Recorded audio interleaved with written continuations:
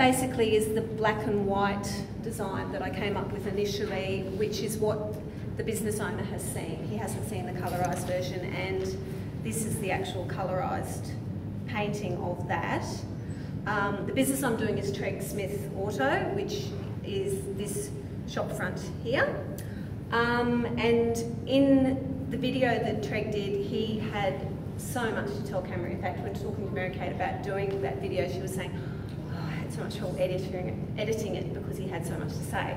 So I found it a little bit difficult to pare back the design because there was so much of his story that I wanted to put in there. So it's possibly a bit busy, and Scott probably would think it's far too busy, but anyway, that's what I've come up with. So I worked mainly from his video, but also from a still photo of his business that I found off the Chronicle website. So I basically went searching for images wherever I could find them, and that was the image of his actual shop front. And this is obviously post-flood. He was telling me when I showed him this image, because he said that you can actually see the dirty watermark up on the roller door of where the water came to in the business.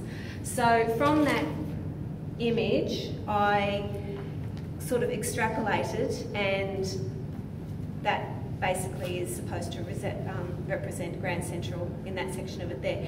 In Treg's video interview, he sort of talked about the flood as kind of being in 3 stages. So he talked about the event itself, and then the cleanup, and then like the recovery and aftermath part of it. So I really wanted to try and depict that in the design. And the original thought I had was actually doing a triptych of that in the 3 stages. And then I thought, oh, I'm going to get so bored doing that, doing the same thing over and over again. So what I came up with was actually doing the one image, and as you draw away from like ground zero, which is his business, it's actually moving on not just only geographically but also in time. So this is actually the event, and then the cleanup, and then the aftermath. So that was sort of how the way I came up with actually depicting it.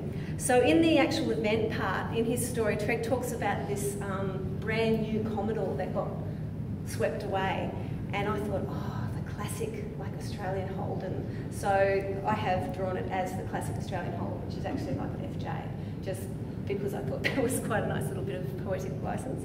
And the swirls of the water. And he talked about there was a big whirlpool in front of his front gate. So that's like the whirlpool there.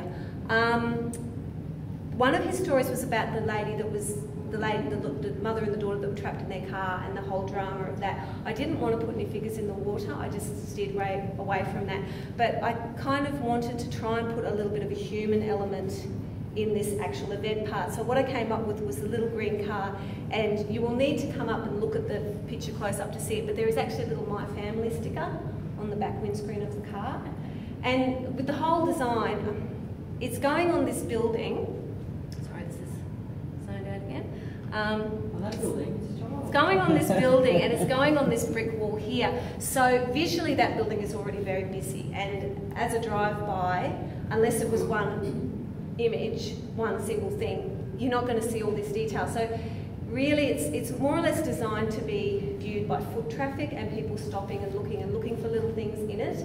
I mentioned in my submission that I am a teacher, and I actually do a lot of work with literacy with children, and the children I work with are actually intellectually impaired, and so the images that are in the children's books are really important, and the way the kids pore over those images and pick out all the little details was what I was sort of looking for in the design, that people would actually stop and, oh look, there's a little My Family sticker, I wonder what that means. You know, that's what I was kind of aiming for with this.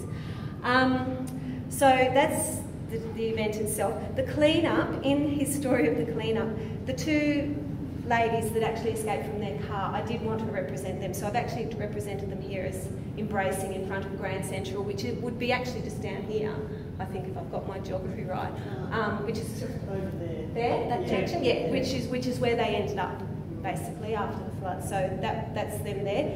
The other thing that struck me about Treg is he's a real car man, and he talked about this lady who had come each day of the cleanup, and she'd come along and she bought sandwiches for the workers because nothing was open.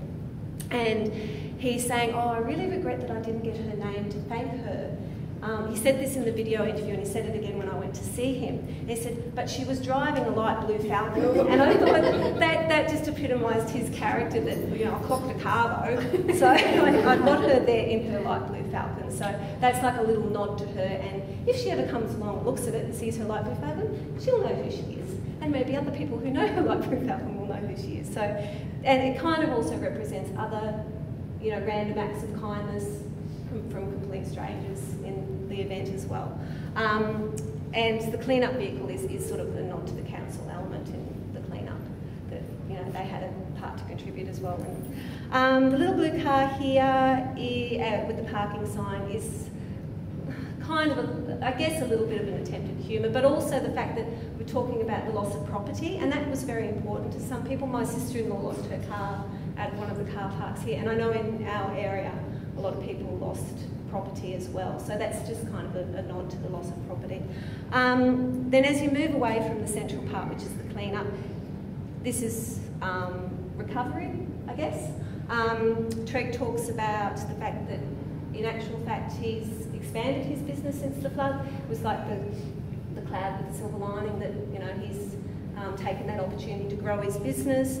The church, I kind of ummed and ahed about, but I thought, well, it's non-denominational. I deliberately didn't put anything to mark what religion it is or whatever, and I just kind of thought it's a bit of a sign of hope and comfort and all those sorts of things, and maybe even looking for meanings in what's happened. Like, a lot of people do turn to, you know, other higher entities for meaning. So, and these buildings here are to represent, like, the solidness and the age of Toowoomba itself, and the fact that it's been through things in the past, and it'll go through things in the future, and it'll bounce back again. And the the verdant green, you know, pastures and stuff with the little flowers is kind of the nod to regeneration and recovery. So yes, there's quite a bit in there, but I did actually fabricate a small piece of it, which is this bottom corner here.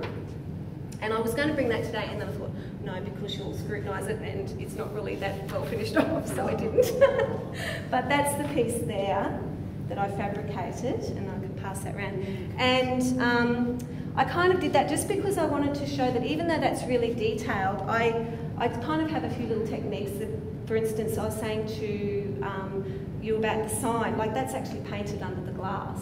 And just little things like that you can actually get that detail by doing. And the brickwork, it's hard to see from this photo, but the lines of the grout there, these lines here are actually dremeled in, and the grout's gone into that. So just to show you can get that sort of detail in something that's quite busy like that. And I kind of envisage doing a similar thing with the vine and the windows and that sort of stuff as well. So, and the tiles. Sorry? Is that test piece to scale? Yeah, it is. These are the tiles that I found to border it, which I sourced just from a tile shop, and they've got that lovely metallic finish, and they've also got this lovely, I thought it looked auto to me, like the grills and the tyres and stuff, so I can, you know, readily get those to frame the entire piece, and that's what I was envisaging framing it in. So, any questions?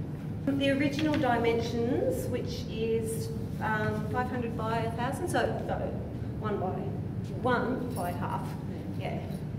And it's supposed to go on that wall, that cement wall, that brick wall there, which is what informed the colours. That wall is actually that colour, so yeah. You're probably going to have to indirect method onto, yeah. But I actually love this method because the big piece of the big drawing that I've got, I now have a black and white version of that, which is just my original drawing, which I've blacked over, which will actually be my pattern for the mosaic. In real size? Yeah, which I will code. Well, I'm talking about this like I'm going to do it. If I get this to do, I will coat it with plastic and then the mesh and then indirect onto that. So the pattern actually comes through, you can see it underneath the mesh, and then you glue onto that. And that actually allows you to work in little sections. And what sort of glue do you use so it doesn't stick to the plastic? Just like a PVA glue, even watered down PVA glue, and that'll be enough to just hold the pieces to the mesh. You lift it up and you put them in. And what it lets you do is, like for instance, when I did this drawing originally, I've got the power, the traffic light, and it's over the church, and I'm kind of thinking now, I'm making life really difficult for myself. I need to move that church up.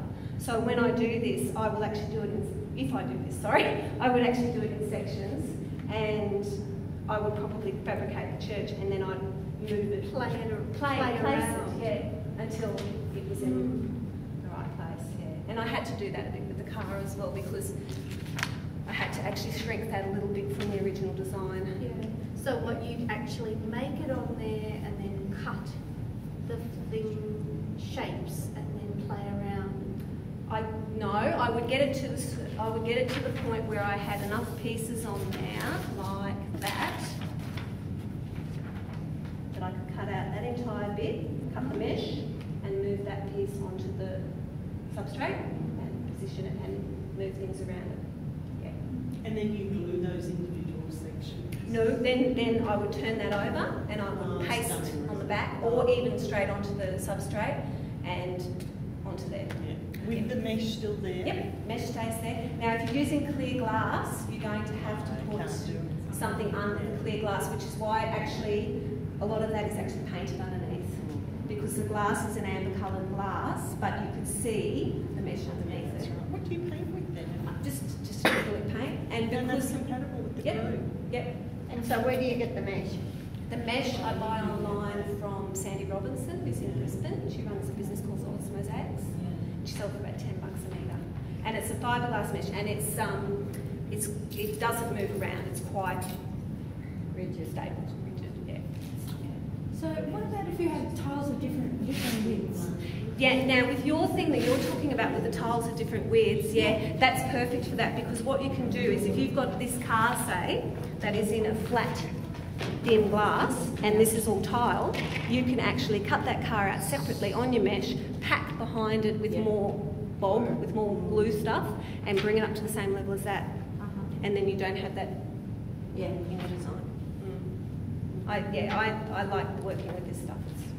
But, you know, that's just how I've worked. So.